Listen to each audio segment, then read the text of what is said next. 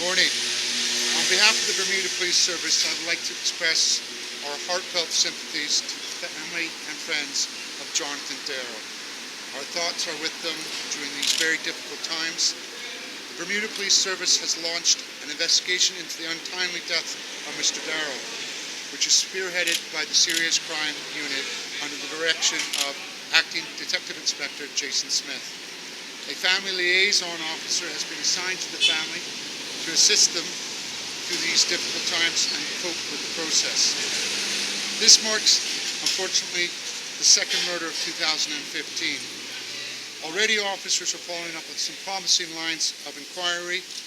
We know there were numerous witnesses to this senseless crime. It is incumbent upon those that have information to step forward and provide it to the police. If you know something, say something.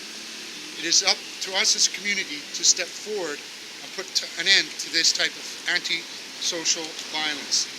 I'll now turn you over to Acting Detective Inspector Jason Smith. On Saturday, the 22nd of August, at about 4:15 a.m., there was a major altercation that took place at the Royal Hill Plaza outside of the ice cream. During the altercation, there was a large group of men and women who were involved in what can be described as an all-out brawl, where several men were brandishing bottles, helmets, and other projectiles. This melee ended with 27-year-old Johnathan Darrell being stabbed in the chest. He was subsequently taken to the King Edward Memorial Hospital, where he was pronounced dead at about 4:28 a.m. During the time of the incident, there were between 50 to 60 individuals that were congregated in the area. Some were in line purchasing food at the ice cream, while others were sitting in cars, and others were in the area socializing.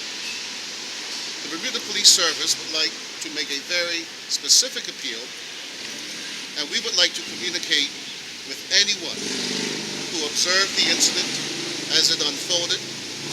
No matter how insignificant it may seem, we would like to communicate with you. We would also like to speak to anyone who may have been involved in the melee. This is your opportunity to come to us. We would also like to communicate with anyone who have heard anything in the community that may be of significance. We are also aware that there were several people who were filming this melee with the use of cell phones or any other electronic device.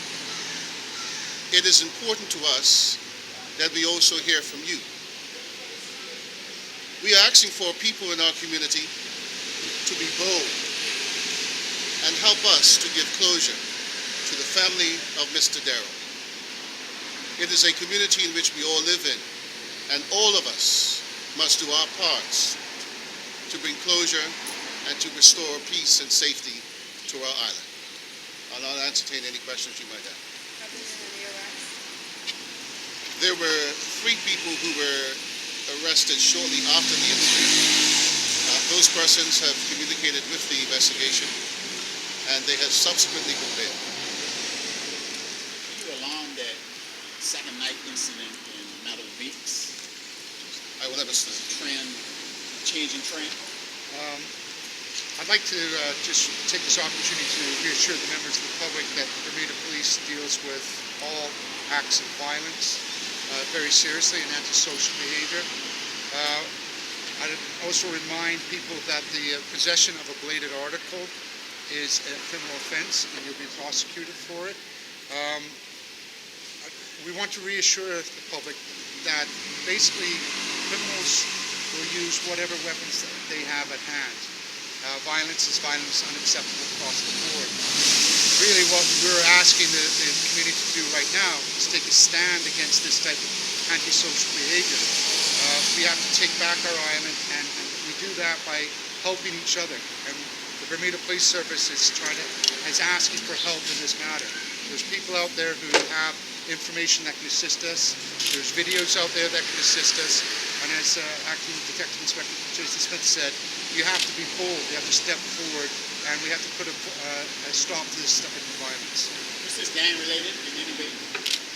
At this stage, we don't believe this was gang related. We are open to all avenues, and certainly when the public speaks to us and informs us of what they know, we will act on that information. My last question. 1 second. Sir, it's a pretty question in the area. Are there cameras, CCTV cameras? CCTV is assisting us, and it is one of the parts of the investigation that is driving it. But again, there were between 50 to 60 people who was in this area. And there was all walks of life that was in this area. We, the police, and the investigative team are appealing to those individuals to come forward and to assist us. We have been informed that there are persons who were present who had cell phones and that those were recording.